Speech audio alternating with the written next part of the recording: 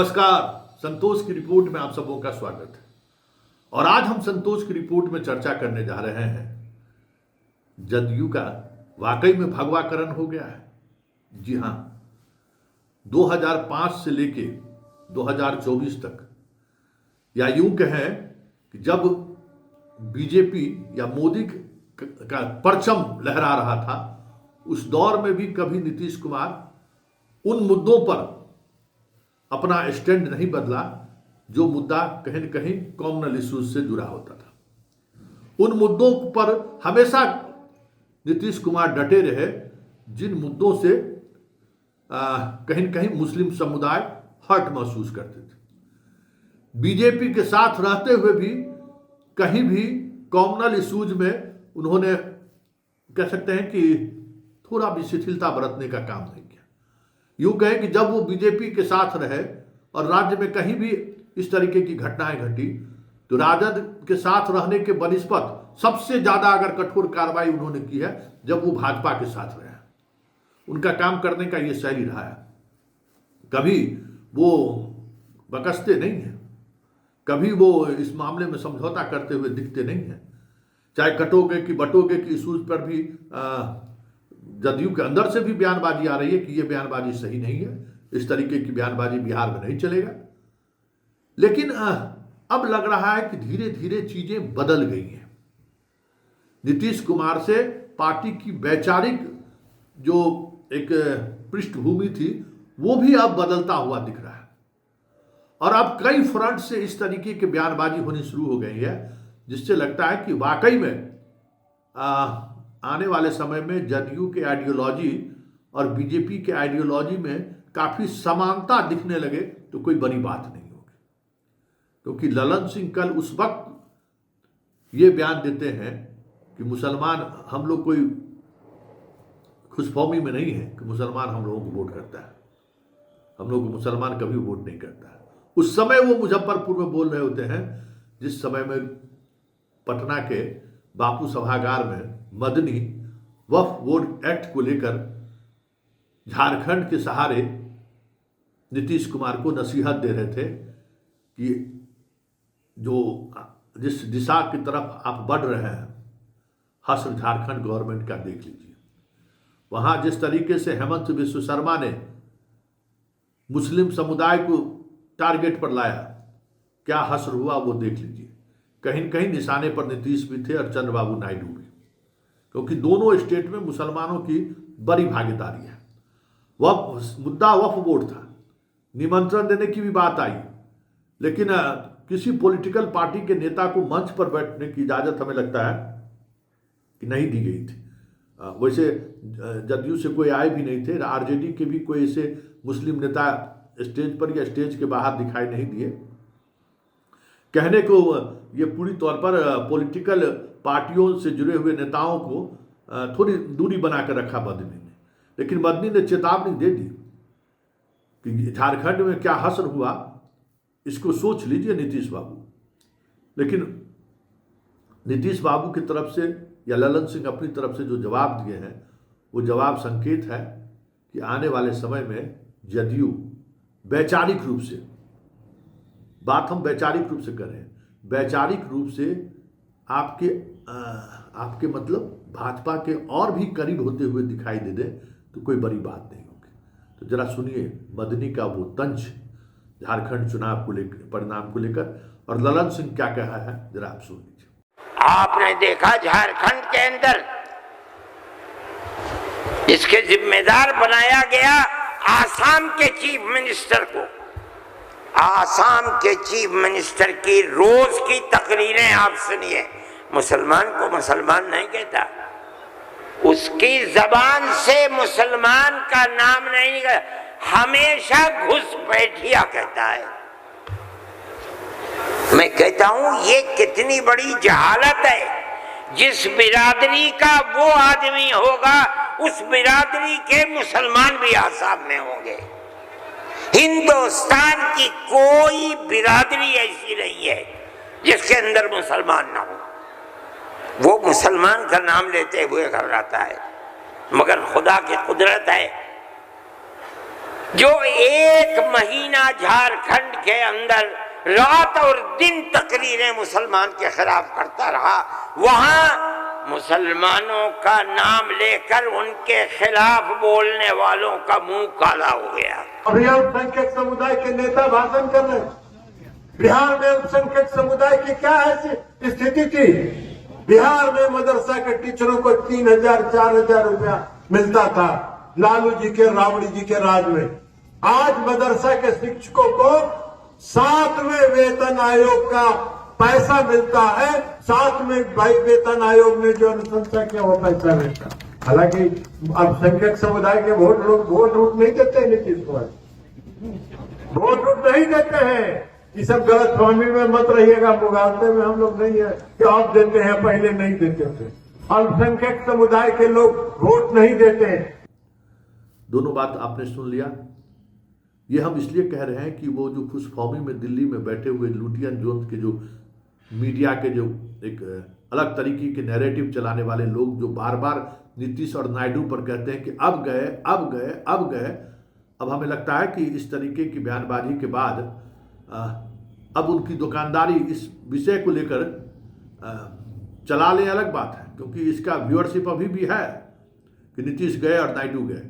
लेकिन ये साफ कल के ललन सिंह के बयान से हो गया कि अब भाजपा से अलग होना तो दूर, जदयू अब भाजपा के राह पर चलता हुआ आगे आने वाले समय में दिखे तो कोई बड़ी बात नहीं होगी। ये बहुत बड़ा बदलाव जदयू के अंदर देखने को मिल रहा है।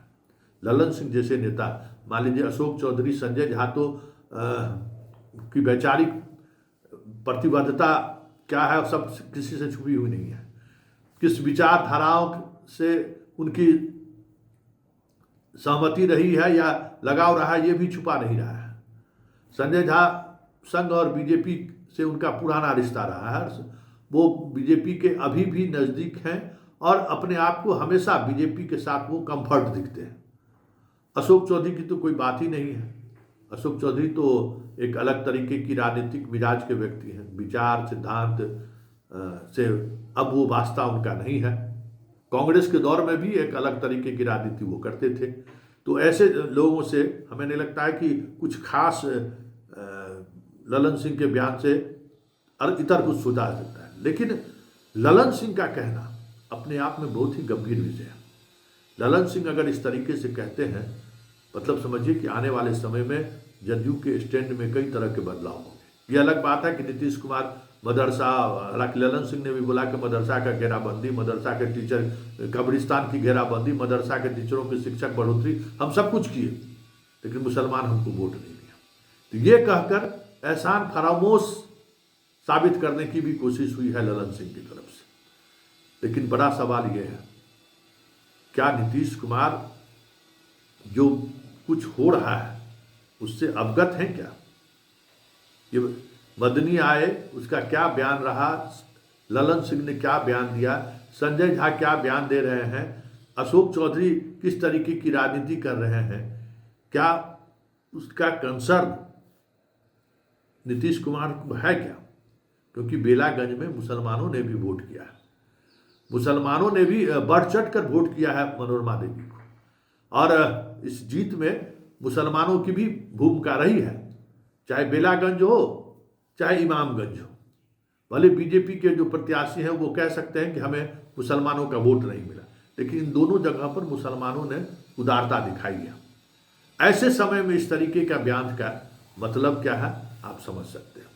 संकेत साफ है कि इस बार जदयू और बीजेपी के पास साथ सिर्फ गठबंधन ही नहीं है, इस बार मनगठबंधन भी है। तो मन का भी गठन हो गया है, विचार भी मिलता जा रहा है, विचार के दिशा की तरफ जदयू अपने आप को ढालने की कोशिश कर रहा है। याद करिए इसी तरीके के इशूज को लेकर जब केसी त्यागी ने दिल्ली में बयान दिया था तो 24 घंटे के अंदर केसी त्यागी जी को जिम्मेवारी से मुक्त कर दिया गया। वो एक संकेत था कि इस बार बीजेपी और जदयू को लेकर किसी भी तरह के कन्फ्लिक्ट में जदयू पड़ना नहीं चाहता है। अब वो जदयू जैसे पहले जदयू की क्या स्थिति थी कि किसी भी परिस्थिति में जदयू अपने कुछ खास ऑब्जर्वेशन था, उससे अपने आप को अलग करता हुआ कभी नहीं दिखता था जदयू। चाहे उसके लिए संजय झा को ही बयान क्यों न देना पड़े, लेकिन संजय झा को भी बयान देना पड़ता था इस तरीके की इशूज पे। लेकिन जब इस तरीके के इशूज की पर केसी त्यागी को पद छोड़ने पर मजबूर किया गया, तो वो तो एक संकेत था ना। और ललन सिंह का कल का बयान उस संकेत का इतिश्री है कि अब आप जदयू से किसी भी कॉमनल इशू पे, जदयू को किसी भी ऐसे कॉमनल इशू जिसको भाजपा मजबूती से पूरे देश में उठा रहा है और आने वाले समय में बिहार में वो उठाते हुए दिख जाए, तो कोई बड़ी बात ही नहीं होगी। उसमें आपको जदयू की सहमति भी दिख जाए, ये बहुत बड़ी बात होगी। क्योंकि जदयू इस बार कुछ इसी मिजाज में आगे बढ़ रहा है, क्योंकि अब जदयू के बीच ये चर्चा होना शुरू हो गया है कि 2025 के विधानसभा चुनाव के बाद कितने दिनों तक नीतीश कुमार को ढोके चलना है। उसके बड़े बड़े कार्यकर्ता और नेता ये बात करने लगे हैं। और ऐसे मिजाज वाले लोग जिनकी राजनीतिक कोई विरासत नहीं है, कोई आइडियोलॉजी नहीं है, उनके लिए बीजेपी के साथ जाने में कोई समस्या भी नहीं है। कुछ चंद जो सवर्ण विधायक हैं वो पहले से चाहते हैं, जो सांसद हैं वो पहले से चाहते हैं कि अरे बीजेपी के साथ ही रहने में ठीक है, क्यों बीजेपी से हम लोग अलग हो रहे हैं। उस मानसिकता वाले लोग तो हैं। लेकिन विजेंद्र यादव जैसे जो लोग हैं और उनसे जुड़े हुए या उस तरीके की आइडियोलॉजी से, समाजवादी आइडियोलॉजी से जुड़े हुए जो लोग पार्टी में आए हैं, समता पार्टी के दौर से हैं, वो सहज नहीं है। लेकिन अब उनकी संख्या कितनी है? भले मनीष वर्मा पूरे बिहार घूम कर समता पार्टी से जुड़े हुए कार्यकर्ताओं को, नेताओं को जोड़ने की कोशिश कर रहे हैं, लेकिन आज का जो जनता दल है उसमें उनका प्रवेश की जगह कहाँ है, उसको अवसर कहाँ है अपने बात को रखने का। जब वशिष्ठ दादा जैसे लोगों के मुख्यमंत्री के बार बार कहने के बावजूद भी जब कभी भी वो पार्टी दफ्तर आ जाते हैं तो पूरा पार्टी मुख्यालय असहज हो जाता है और हर कोई कोशिश करने लगता है कि किसी तरीके से वशिष्ठ दादा को घर भेजिए। दादा आप बीमार हैं, ठीक है, मतलब पार्टी की लेकर चर्चा उनसे बहुत कम होती है। ज़्यादा चर्चा होती है कि दादा बीमार तो नहीं है, सब ठीक है ना, दादा कहाँ आ गए, अरे कुछ देर बैठिए, दादा को चाय पिलाइए, कॉफ़ी पिलाइए। बस दादा को इसी में उलझा कर रखिए, ताकि जो समता पार्टी के दौर से जो जदयू का जो एक आवरण रहा है, एक जो आइडियोलॉजिकली जो एक धारा रही है, उस धारा को अब की तरफ पार्टी ना मोड़े। उस धारा की तरफ चाहने वाले लोग हैं या जुड़े लोग हैं, उनको प्रदेश कार्यालय में स्पेस ना मिले। वशिष्ठ दादा जैसे लोग बैठेंगे तो वो स्पेस मिलेगा, विजेंद्र यादव जैसे लोग बैठेंगे तो वो स्पेस मिलेगा। तो ऐसे जितने नेता हैं उनको अब धीरे धीरे हाशिए पर पहुंचाने की कोशिश आज के जो जदयू के लोग, ऐसे लोग जो बीजेपी के साथ कंफर्ट महसूस करते हैं, वो प्रवेश करने से रोकने की कोशिश करते हैं। और ललन सिंह को माना जाता था कि ये उसी विचारधारा के पोषक हैं, समता पार्टी से आए हुए हैं। एक धर्मनिरपेक्षता वाली छवि जो रही है, उस छवि के सहारे वो अपनी राजनीति साधते रहे हैं। तो ये उम्मीद की जा रही थी कि वो उस धारा को बचा कर रखेंगे। लेकिन कल के बयान ने ये साफ संकेत दे दिया है कि आने वाले समय में बीजेपी का जो फायर ब्रांड आइडियोलॉजी है, उस आइडियोलॉजी के पक्ष में ललन सिंह कहीं भाषण देते हुए मिल जाए तो कोई बड़ी बात नहीं है।